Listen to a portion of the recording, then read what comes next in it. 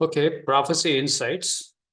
Uh, Two witnesses is the topic we are discussing. This is 35th presentation. Welcome back to the Prophecy Insights series. And today we are taking a detour. We are discussing Little Horn for last 5 to 6 presentations.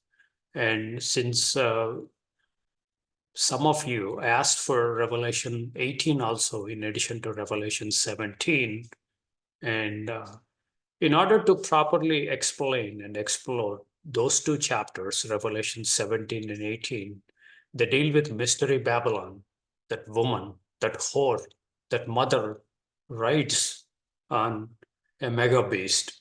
That beast has 7 heads and 10 horns and 10 crowns and has names of blasphemy. So the beast and the woman, they're somehow related to one another in the terms of the woman riding the beast, perhaps pulling the strings. In order to understand Babylon, the spiritual Babylon or the mystery Babylon and Revelation, we have to go back to the Old Testament scriptures. Just like any other topic in Revelation, you have to go to the Old Testament, especially book of Genesis, and build the concepts from scratch. After all, what is this Babylon? Who is this Babylon, or what is this Babylon? How do we recognize Babylon? And what are its patterns? What are its signatures? So in the detour, we would do part one of Babylon. So Babylon part one would be the title of this message. We will have at least 3 to 4 parts before we come to Revelation. So we are taking a detour and going now, leaving the prophecy, leaving the little horn for now and exploring Babylon. So I will start with uh, Tower of Babel, and almost everyone is familiar, uh, know several things about this uh, Babel, and want to draw some analysis and present some interesting features and recognition patterns, uh, and lay a foundation for this concept of Babylon. So Babylon is a concept. It was a city, it was a tower, and it was different things through different ages. But a thread that runs all across the incidents of Babylon, wherever Babylon appears, the signatures are same. That's interesting phenomenon. The signatures wouldn't change. The people may change, the times may change, the manifestations may change, and its purposes, its domain may change from instance to instance, because we have more than one instance in Bible. We have several instances of Babylon, and it sometimes becomes a semi-concept. There is a physical entity, and the concept is underlies within the physical entity. Sometimes there is no physical entity, it's pure concept. And how it translates is given to one's interpretation and what perhaps to one's imagination. So it's very, very open-ended. But today I want to take time to go through the Tower of Babel, and then next Tuesday, God willing, I would start the city-state Babylon. And especially when it comes to Nebuchadnezzar, it acquires lots of complexity. And then when we come to Revelation, it is enormously complex. Just Revelation 17 and 18, we were given 95 characteristics of this Babylon. But as any other topic, it starts with simple and grows in complexity. And in spite of complexity, the fundamental identifying signatures are same. They resonate everywhere. So with this background, let's launch. Uh, into the presentation.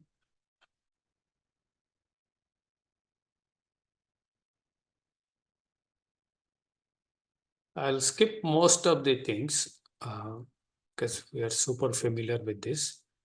And Revelation 11 is the primary chapter for two witnesses. We are at verse 7.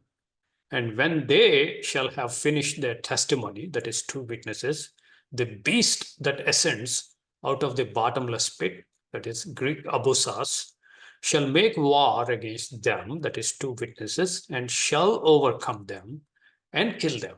So this is the verse we are exploring. We took a detour and went into Little Horn, which does exactly same things. It's the same spiritual signature patterns. And then when we came to Revelation 17 and 18, suddenly we find Babylon doing very similar things to what this beast is doing. So that caught our interest. And now we are going in another detour into Babylon. And then we will come back and try to harmonize all the things we have discussed for this verse 7. We come back to verse 7, perhaps after a few more presentations. So let's launch, and we will go through this is the Babylon, and we went through Daniel chapter 2 and chapter 7, and then went through several of the. By the way, I hope all of you received the document. We are now reaching around closer to 200 features of the Little Horn.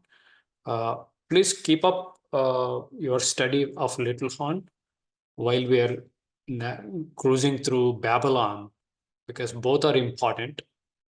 And go through the list on your own and check with the underlying chapters in the Bible from Daniel and from Revelation, and perhaps correct the notes, points, or add your own points. That's a good way to build your knowledge and in-depth understanding of these entities. So I'm just skipping through these things.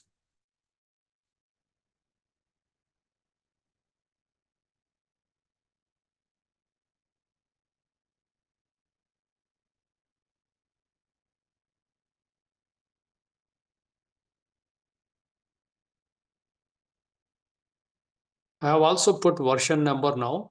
This is version 1. As we add more points, I will increment the version. We can have 1.1, 1.2 like that. And finally, once we are done, I will publish a final document, final version. So we reached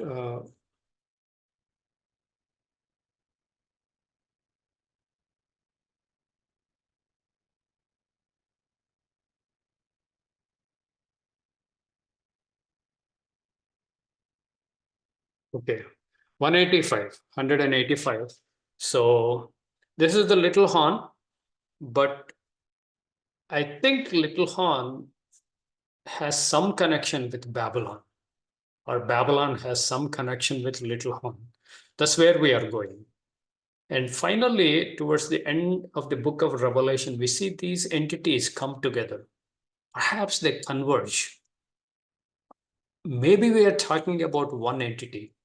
It was given a different descriptions and different entities by scripture. Perhaps we do not know for sure. So this is the Little Horn. This is the first beast and the second beast in Revelation 13. We have the first beast, 10 heads, 7 heads, 10 horns, and then 10 crowns. And then we have a second beast, which is also called false prophet. This looks like a lamb with 2 horns, but spoke like a dragon. A snake's tongue is put just to indicate this is the artist's imagination. I like this diagram. Looks like lamb and speaks like dragon. So the Little Horn is split into 2 entities in Revelation 13. But when we came to Revelation 17, the beast remains same, But instead of this guy, this false prophet, we see a woman, a mystery Babylon. So this is the woman, 17 and 18 Revelation. It rides the beast. This beast looks to be same as chapter 13 beast in terms of heads and horns and crowns, and the way it functions, and the blasphemy, all those things are same. And the woman, now the false prophet, it looks like lamb and speaks like dragon. We don't see that in Revelation 17, but we see the woman, mystery Babylon, the mother of harlots. This is doing exactly what the false prophet would do. So this is another way of looking at the scriptures.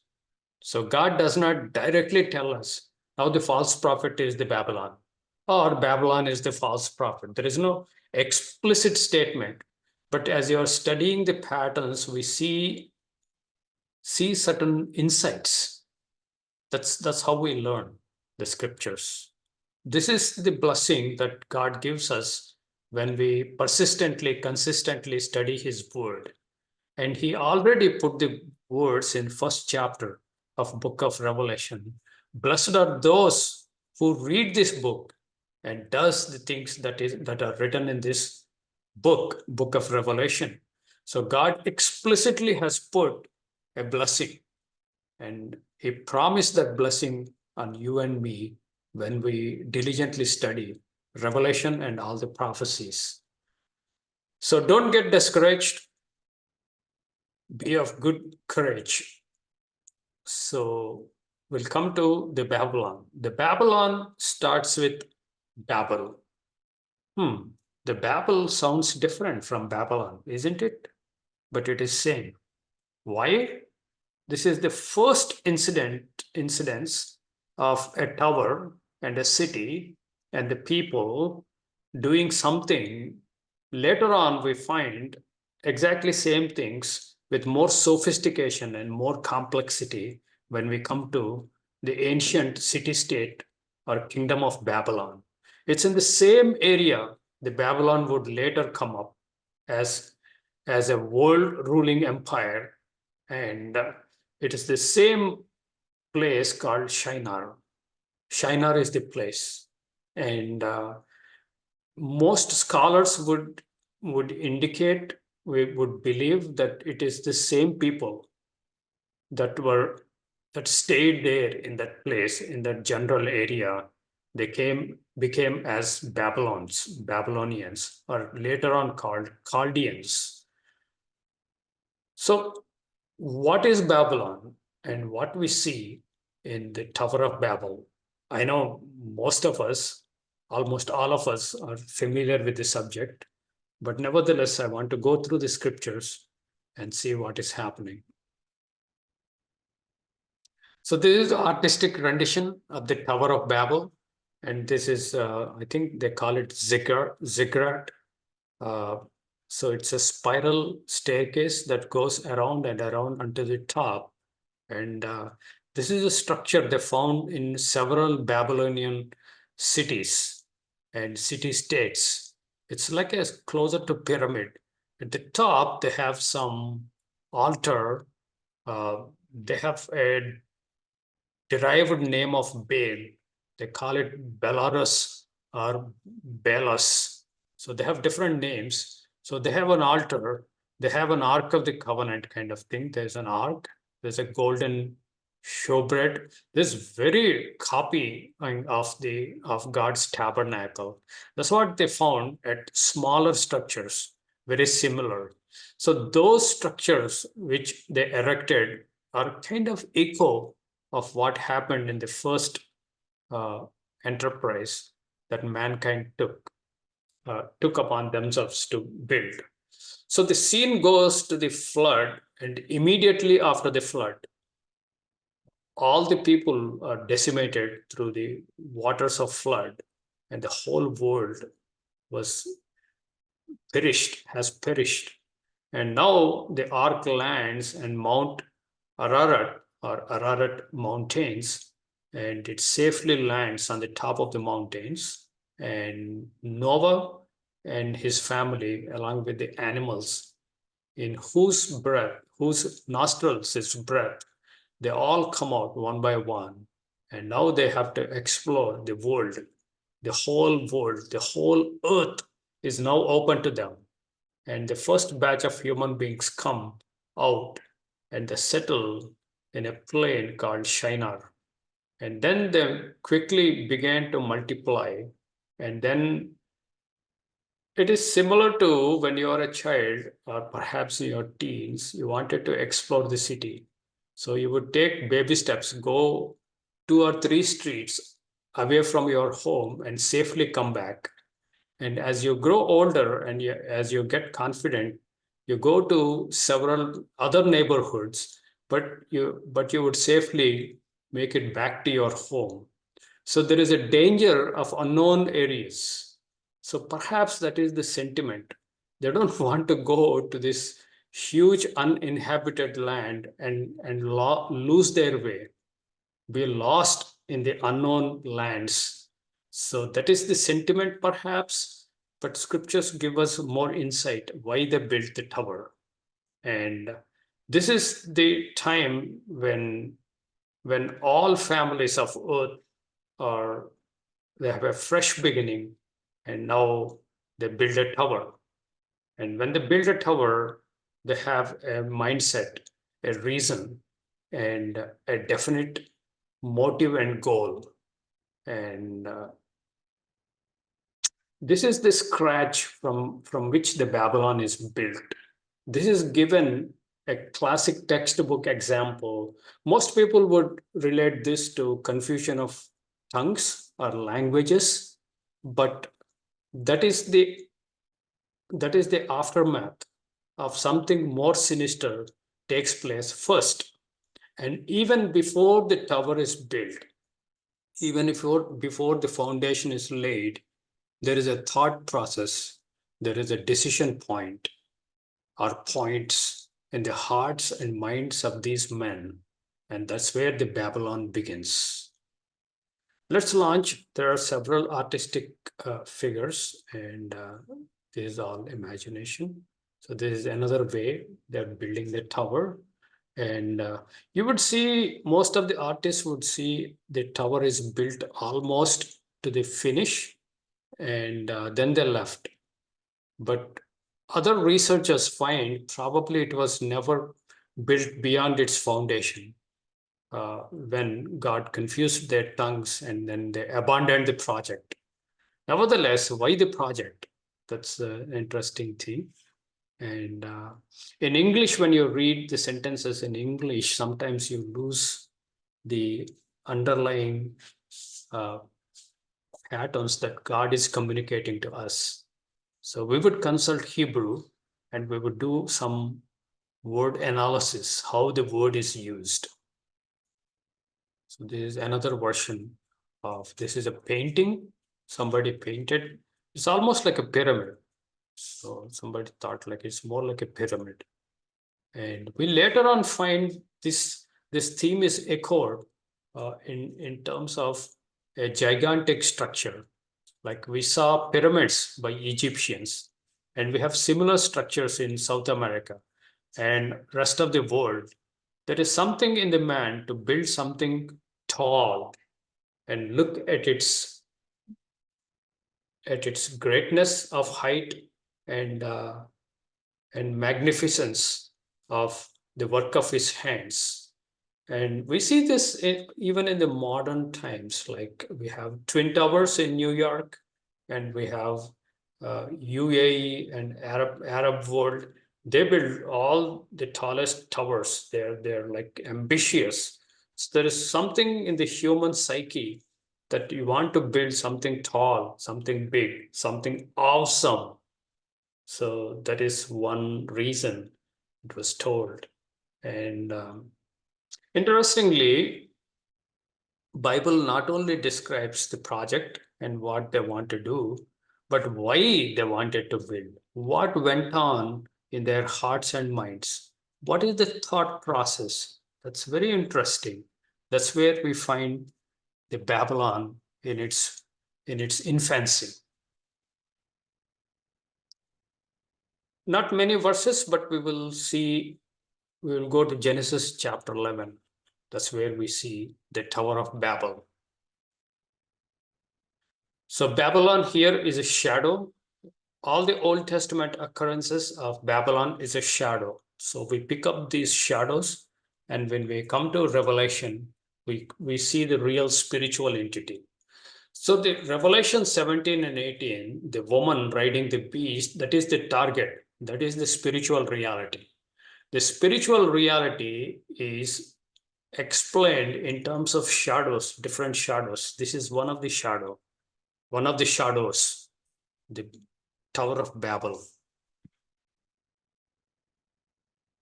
And now the people have come out of the ark, and then Noah offers the sacrifices, and he builds, I think, small altar. After all those things, the scene now shifts to Genesis 11, chapter 11 and verse 1. And the whole earth was of one language, of one speech. In Hebrew, it was written one lip and one speak, one lip and one speak. So there is a homogeneity. All people spoke one language and have one mindset, perhaps, because language indicates a thinking pattern. So now, when you learn Greek, you have to learn how Greeks would think. The language is tightly bound to the thinking patterns of the people. It's not that it's radically different from other languages, but it has a unique customization. So when God changed the languages, he also changed somewhat a thinking pattern and the patterns of expression. So the conceptualization of things and the expression of your concepts, they're all built into language. When you learn a different language, especially not in the family of your mother tongue, it's a gigantic task. I started learning ancient Greek like some 6 years ago. It's a gigantic task. It's so different from the languages that I have known. So the difficulty is in part how people thought and how people express their ideas, and also their level of technological advancement and their military campaigns. All their advancement of civilization also perhaps uh, are tied up to the language. Or you can argue vice versa. The language also permitted them to think in a particular fashions, particular directions. Like if you take Greek, Greeks are very sophisticated in their poetry, in their art, and in their poems, and also in the military. They have more vocabulary that talks about the military, the strategies, and all those things. So the vocabulary of that language also comes with the thinking patterns and expression of those concepts and the way they live and the things that they accomplish. I think it comes like a package. The language comes as a package. At this point, all of them have one language and one speech. So all of them have very same thinking pattern, and they were all under very easy to communicate with one another. Now they are open to a vast land. The whole earth is at their disposal. And let's see what they thought. And it came to pass as they journeyed from the east, that they found a plain in the land of Shinar, and they dwelt there. So the whole people, group masses came and settled in land of Shinar. So they are afraid to go. They don't want to go out and scatter, and they want to settle there. Why plain of land of Shinar? It's a plain, that means it's a very fertile, and you don't need to do lots of hard work to grow crops. So perhaps that's one reason scholars would say, and then they easily plant, because the plain is like your Illinois and Wyoming, the states, northern states. We have plain lands. As you're driving on highway, you can see miles and miles of flat land, but it is fertile. It's clayey and alluvial soils because it was flooded by the rivers sometimes, and they have deposits. So it's very fertile and less labor and plenty of food. And plenty of food results in some bad things, bad thinking patterns. Perhaps all of this is happening because the Noah's flood, perhaps deposited lots of very fertile dirt or soil in the land of Shinar. And Shinar does not have any stones. It's a plain. It's a clay mud soil. That's why they make bricks. They don't have stones. They don't have cementous material that can be produced by the powdered stone, but they have to rely on something else called slime. We will see that. And they said to one another, let's go, let us make brick and burn them thoroughly. And they had brick for stone, and slime had they for mortar. So mortar is like a cement, believed to be from rock powder and with some clay mixture. It's a tight binding material for the bricks or stones. Now they don't have stones. They have to find alternative, that is brick. And then they have slime, which is again kind of a clay material, which is also good for binding. So they held bricks and slime for stone and mortar. So here it says huge symbology is crying out from these verses. The stone and mortar are good things. They're strong things. They're permanent things. They provide you stability. And when you build your house with a stone that can withstand all the tornadoes, all the rain, winds, and all the earthly movements and attacks, it stands still. But if brick is inferior and the slime is inferior, so they're building something inferior. Of course, that's not the reason they thought that let's build an inferior house. That's not what they thought. But the whole pattern is crying out behind the scenes. Many times, the people who are playing this role, this drama, they have no clue what they're serving for. Like the modern Babylonians, modern nations, they go through, they do lots of things which they do not know why they are doing. But a Bible student gets more understanding. We know why they are doing because we understand the scripts, and they run and work according to the script as the script is unfolded. So God gives his servants more insight than the people themselves who are fulfilling the script. So this is kind of the place I'm going for. So, and they said, let us go to his, let us build a city and a tower, and who stop may reach, there's no word may reach in the original language. So who stop unto heaven, and let us make us a name. The word for name is Shem in Hebrew.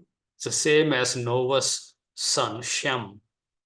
It's a one, the Strong's Concordance has given a different number. They incremented the number, but in all aspects, it's kind of same.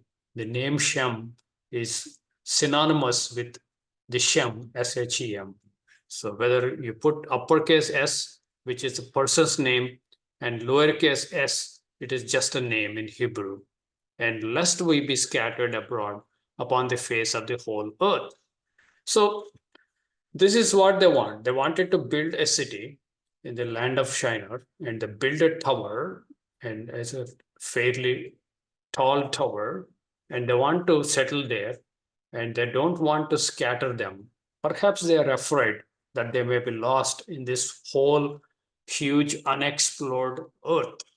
So their young nation, the young uh, human beings, very few in number, but rapidly multiplying, and they have their own earthly reasons why they don't want to be scattered. And this is the crux of the verse. So I would take some time to explore this verse. And it looks innocent. And as Bible scholars tell us, they may be afraid. That's why they don't want to be scattered and lost. But that is not the reason. There's another reason why these people are building the tower. There is more wickedness behind the scenes. So let's explore this verse and then we will finish up the rest of the verses. So first, what is whose top is reaching unto heaven? Some people, some Bible teachers believe that this tower they want to build so tall that it would reach God's throne. It is very unlikely that they are thinking to reach heaven. They just came out of flood. They were terrified and they know the dangers of being wiped out. That is not the idea. I think I concur with those other camp that they think that they're not actually trying to reach heaven. It is a more metaphoric statement when they say, whose top is unto heaven. So unto heaven is used in scriptures in few places in a metaphoric sense. Perhaps they are intending tall into the sky. Perhaps they are intending if there is ever a flood, at least we have some safe place. All of us can go into this tower. We don't know what it is. Reach unto heaven. We see few verses that it is a metaphorical statement. And let us make us a name. This is another phrase I want to explore. Now here the word name is more deeper meaning than it appears in English. The name is authority. The name is authority. So what they're really saying is, let us have a name, our own name, or for ourselves a name. So we have two authorities. The authority of God also has a name, God's name or God's authority. Now they don't want God's authority.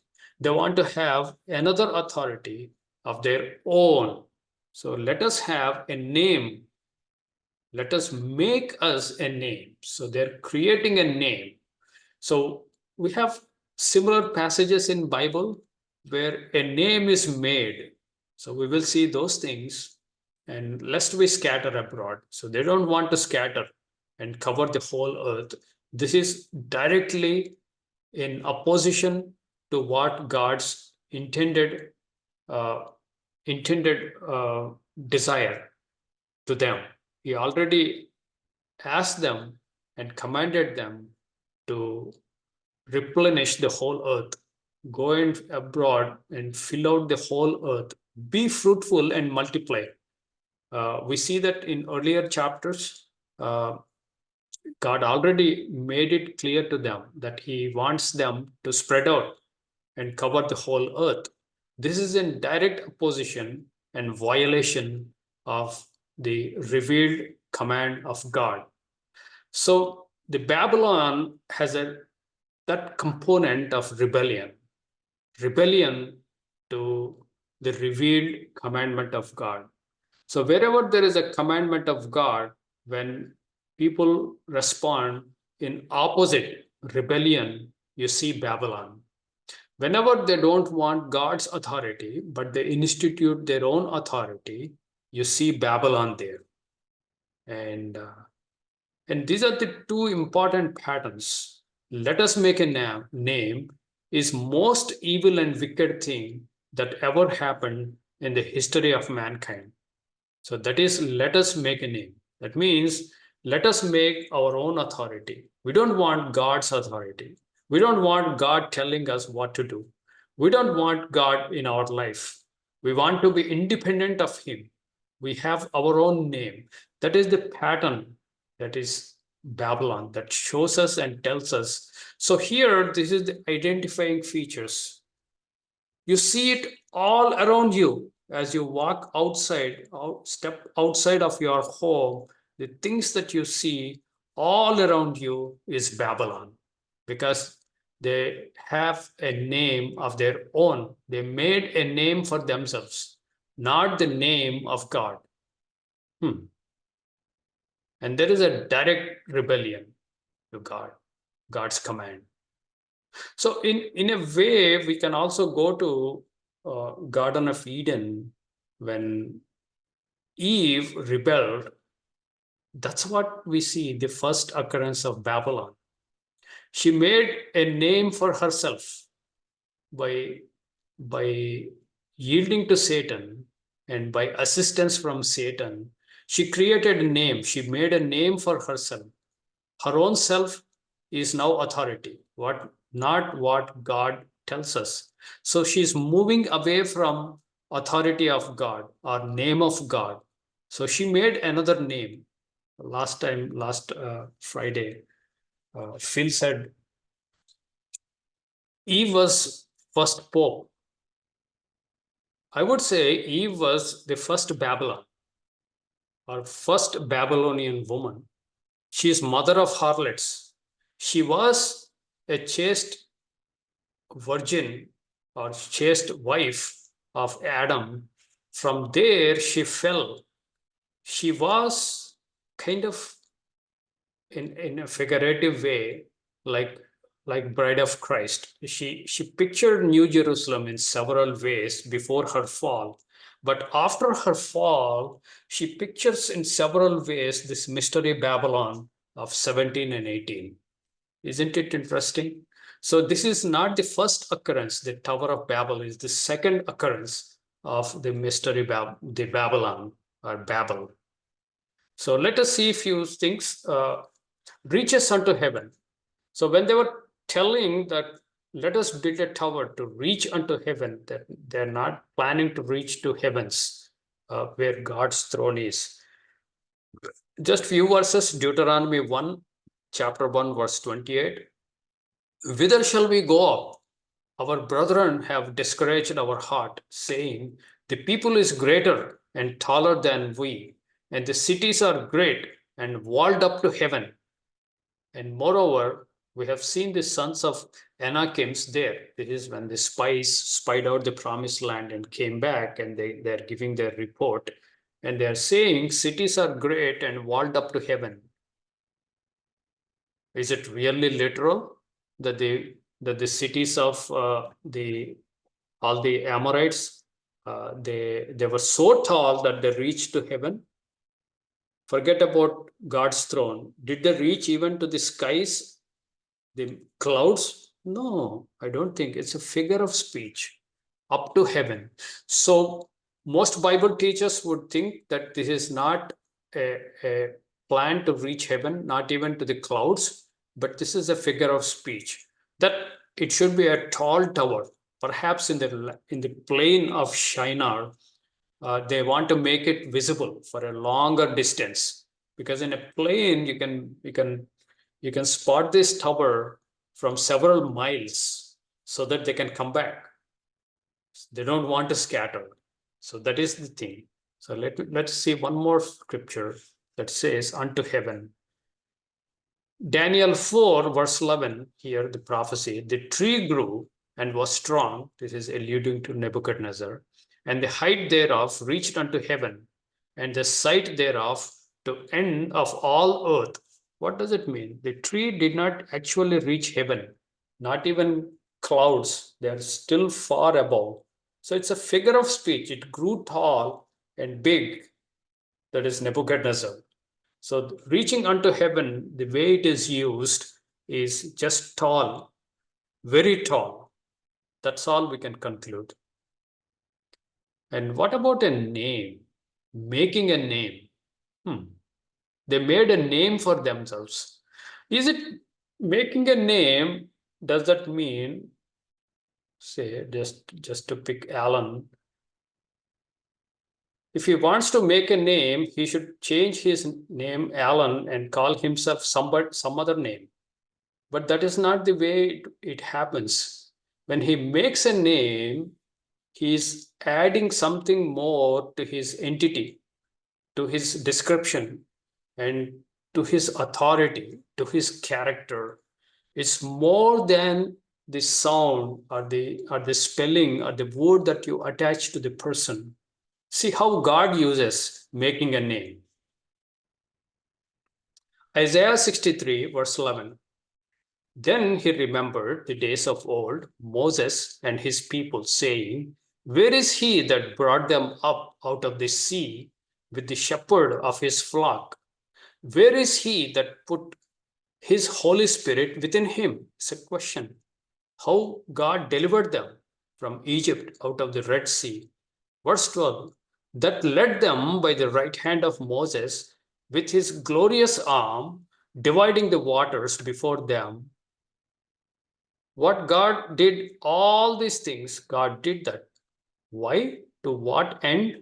To make himself an everlasting name. God is now making a name for himself. He's making an everlasting name for him. Do we see his name as Yahweh or Elohim or Adonai, whatever Hebrew words? They are not getting replaced here. Nor do we see a new name is given. Name is much more than the word that is used to describe the person. Here, an everlasting name. He's adding more to the meaning or the way he is revealing and the way he is relating to the people. Now, when he made his name everlasting name, you behold God in a different way. You see his majesty and his greatness and his goodness to children of Israel by delivering from Pharaoh and his taskmasters. So more meaning is added, more glimpses of that person is added. So that's how everlasting name he made for himself. This is the phrase I want you to notice. Let's see one more verse. Isaiah 63, verse 14. As beast goes down into the valley, the Spirit of the Lord caused him to rest. So did thou lead thy people, again going back to the Red Sea, to make thyself a glorious name. So it's in the same chapter, just few verses down the line. So we have other places where God made a name for himself. Here they're saying they want to make a name for themselves by building the city and building the tower. That's interesting. And the word name is Shem. Now here, they wanted to make a Shem for themselves. This is another layer of understanding when you go into Hebrew language, the original languages. In translations, you lose all these good things, goody things. So the Shem, if you come to Shem, let me put some. So you have Adam,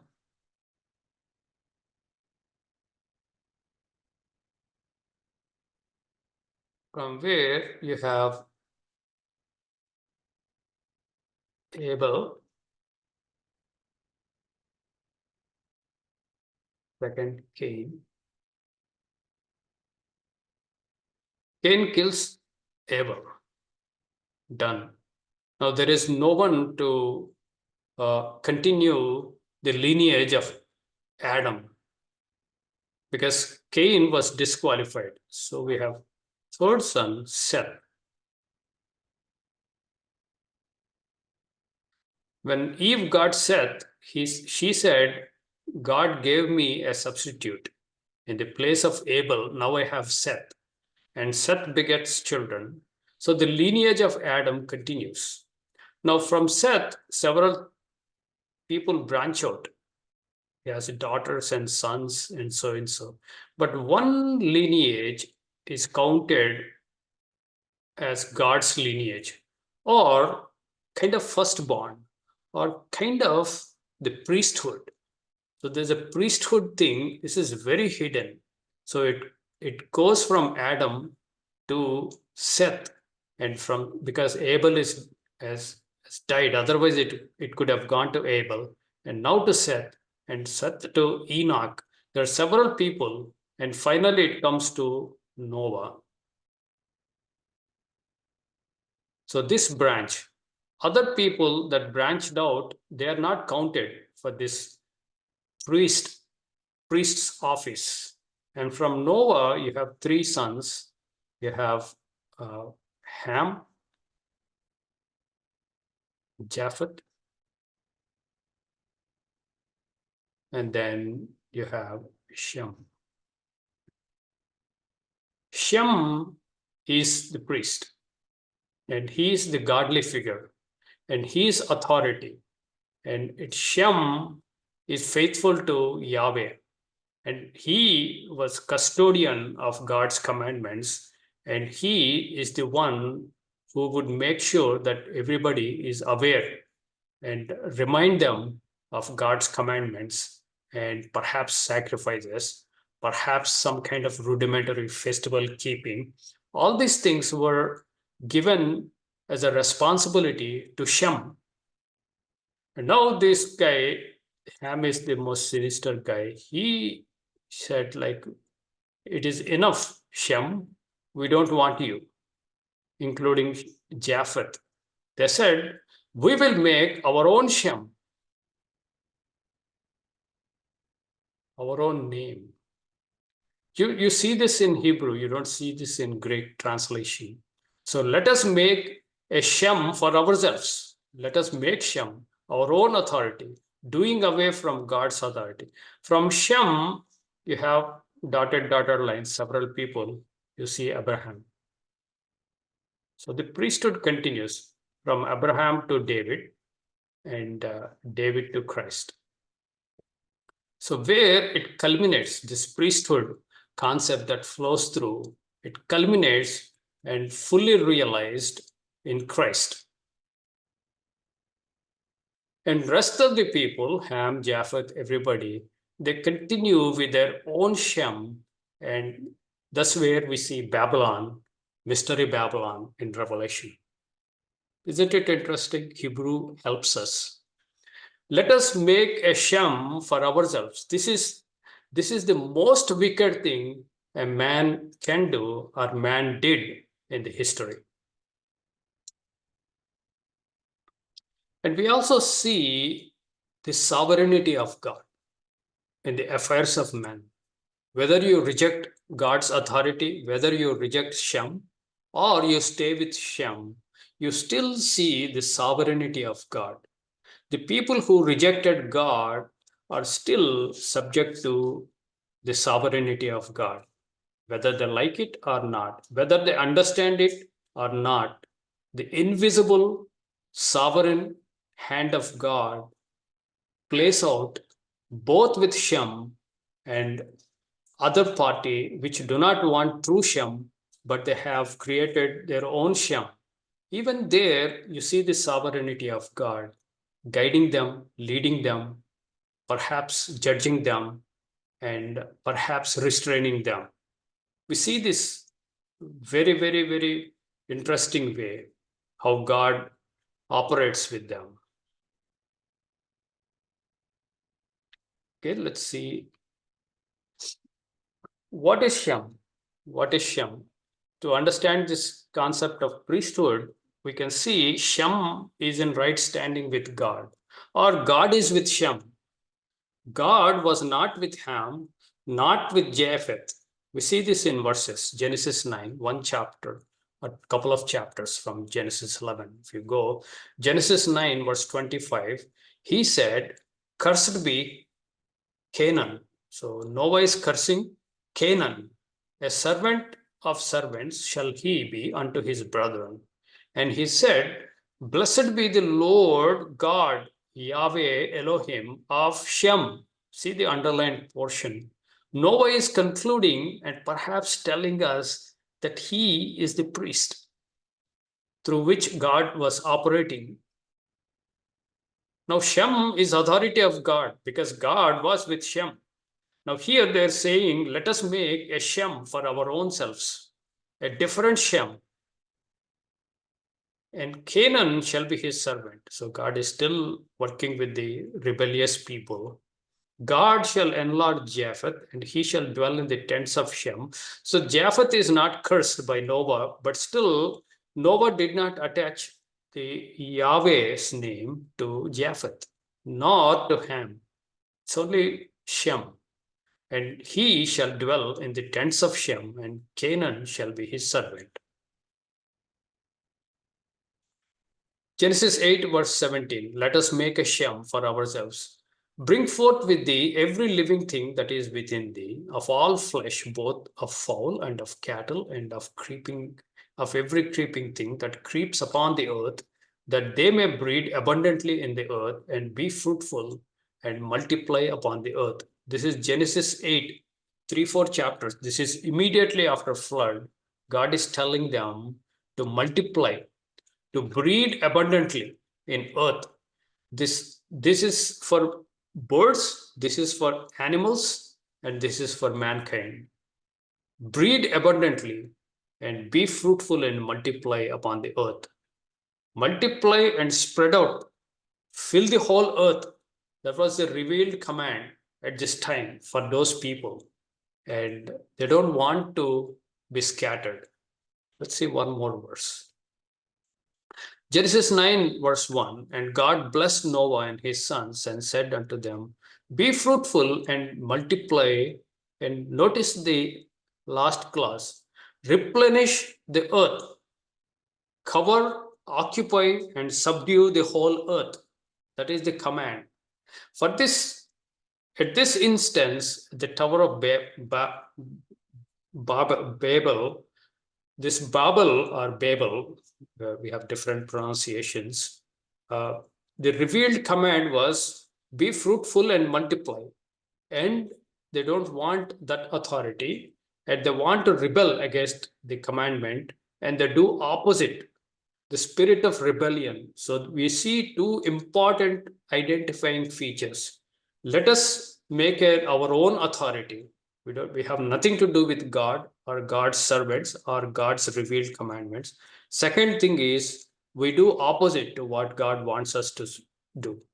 Like Eve, thou shalt not eat that fruit of that tree, and she eats exactly that tree. So there's an opposite action. That's where you see the Babylon replenish the earth. So they're not without excuse. They knew what God's will is. They knew God's commandment is, but yet they don't want to scatter and replenish the earth. True, they are fruitful and multiplying because you see huge number of people, but they don't want to do the whole of the commandment. They can do part of the commandment. That is the Babylon. It's a mixture. Now they're building the tower. They're building the tower and the city with bricks. I already gave a hint. If you build it with a stone that is more permanent and strong, it can withstand several attacks of the weather, of nature. But if you build it on brick, it is weaker. It can collapse. It is made up of clay, sand, and mud. There is no stone.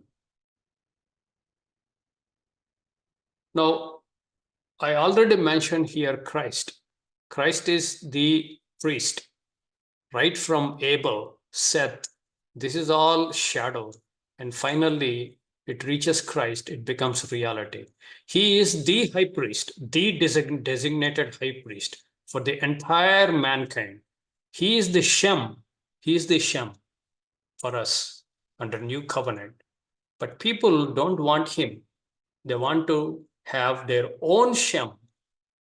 That's where the Babylon stands.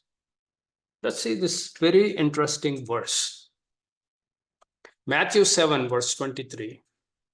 Matthew 7, verse 23. And then will I profess unto them, this is Christ speaking, I never knew you. Depart from me, ye that work anomia, lawlessness or iniquity. So people are practicing lawlessness, that same as Babylon, we will see. Therefore, whosoever hears these sayings of mine, what are these sayings of his? Red letters in 4 Gospels: Matthew, Mark, Luke, John, red letters. Whoever hears or reads and hears these sayings of mine and does them, I will liken him unto a wise man which built his house upon a rock. You have to find that rock, Christ, and build your house. And the rain descended, and the floods came, and the winds blew and beat upon that house, and it fell not, for it was founded upon a rock. How about the Tower of Babel? They don't have rock in the land of Shinar. It's a plain. They're using sand.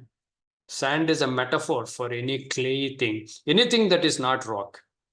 Let's see verse 26. And everyone that hears these sayings of mine, that means you might know some red letters or know all of them, but does them not, shall be likened unto a foolish man. So Babylon is a foolish man, which built his house upon the sand. And the rain descended, and floods came, and the winds blew and beat upon that house, and it fell, and great was the fall of it. So here is the signature words of the Babylon. Whoever do not have this Shem is all Babylon. And whoever have come to Shem, the true Shem, you are the people of God. Let's continue rest of the chapter, verse 5. And the Lord came down to see the city and the tower which the children of men built. And the Lord said, behold, the people is one, and they have all one language, and this they begin to do. Now nothing will be restrained from them, which they have imagined to do. This is the imagination of the hearts of men that are causing them to build the city and they build the tower, lest we be scattered, lest we be scattered. The imagination is actually, there are lots of hidden meanings behind this. One thing is they want to develop a superpower. Actually, it goes back to Nimrod and children of Ham. They are physically strong people, so they subdued everybody else. Eventually, they want to turn everybody else as slaves to few small minority. You have a concept of elite. Elite would enjoy all the fruit of the labor of the slaves. So they want to build a big empire-like thing so that the top few people, the cream elite, would enjoy all the benefits, and while everybody else are reduced to slaves. You lose your individuality, you lose your choice and freedom, you lose your expression, you lose all your rights to worship true God. Everything is taken away. You are reduced to a small being meant to support the elite.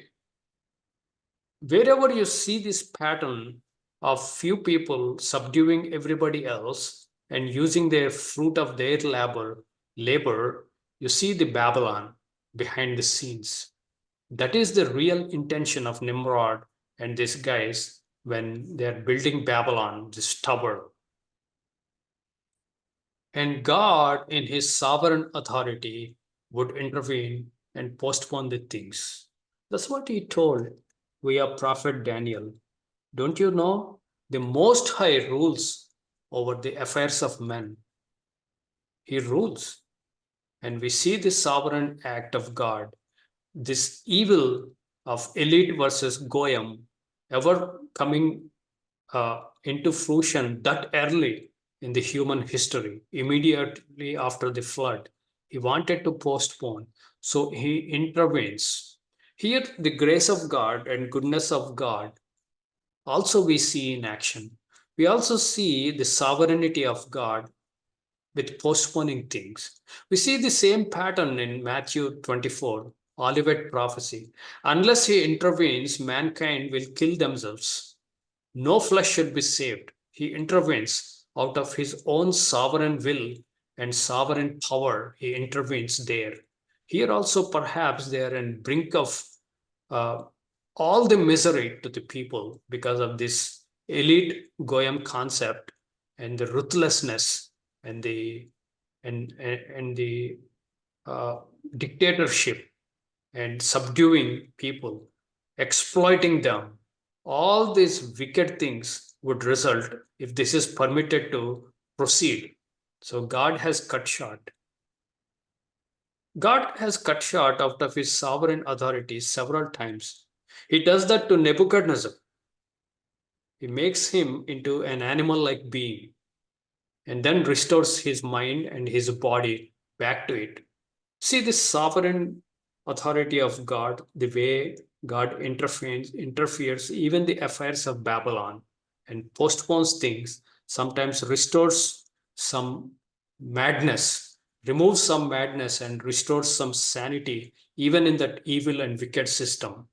But on the other hand, people who belong to this Shem, true Shem, God continually works. God continually supplies His Spirit, His truth, His refinement, His purity, His holiness.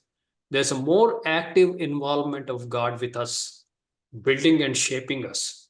But the other people, Babylon, even there, God's sovereign hand seems to be working behind the scenes. This is the beauty and glory of God. Now we know what happens.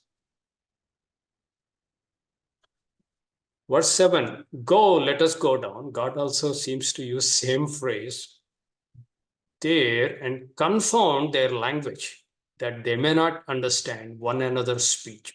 So this is sovereign act of God. Just on the fly, you have to install new software in everybody's brain, heart and mind. A new software has to be installed in such a way the families, the close families, can communicate to each other fully. So the same software perhaps is installed in group of families, but a different family group would receive a different software, and it all happens instantaneously. Boom, there you go. Everybody has a different thinking pattern, different speaking, different language, different grammar. And sometimes there are words that overlap between the languages. Words mean completely different meanings in two different languages. So they are vexed with each other. However, they want to try to speak, they couldn't communicate. So this ungodly unity is postponed. This ungodly unity is postponed by the sovereign will of God. We see this at the end time, Revelation 17 and 18. We see the ungodly unity. It again goes, this languages. God has put so much division. He burnt the division in the humankind or mankind with these different languages. You just can't reconcile. Your mother tongue is so sweet to you. You just long to be people that speak like you. And you cluster together into one group. That's how the whole human psyche is designed. The language is main thrust by bringing people together into nations, into people. That's why we see in Revelation nations, peoples, kindred, and tongues, the speech based on language, they are grouped even in the end times. So what God did here has lasted even into the 17th and 18th chapter of Revelation. Only after that, once God comes and brings one new language to all people, then this is undone. Until such time, this division continues to separate people. So the Lord scattered them abroad from thence upon the face of the earth, and they left off to build the city. So the city was not built, and there's a strong indication tower was also not built. It was abandoned. So this is the story of Babylon. So how do we identify Babylon? Therefore, is the name of it called Babel or Babel, different ways people pronounce, because the Lord did there confound the language of all the earth, and from thence did the Lord scatter them abroad upon the face of all the earth. This is a forced scatter. Sometimes God enforces his commands, his sovereign will. Even if man refuses, he will still force them to do that. That's his purpose. He wants whole earth to be replenished, and he wants independent sovereign nations, and with their own governments, and perhaps try their own form of government, and let them experiment. Since they don't want the true Shem, they wanted their own Shem. God let them experiment and reap the evil consequences of that until there is no hope, until there's no flesh be saved alive, because God has to come and cut short out of his sovereign will. Until such time, they keep on sowing and keep on reaping the evil fruits of having their own name, their own Shem. That brings us to the end of the presentation today. And we will open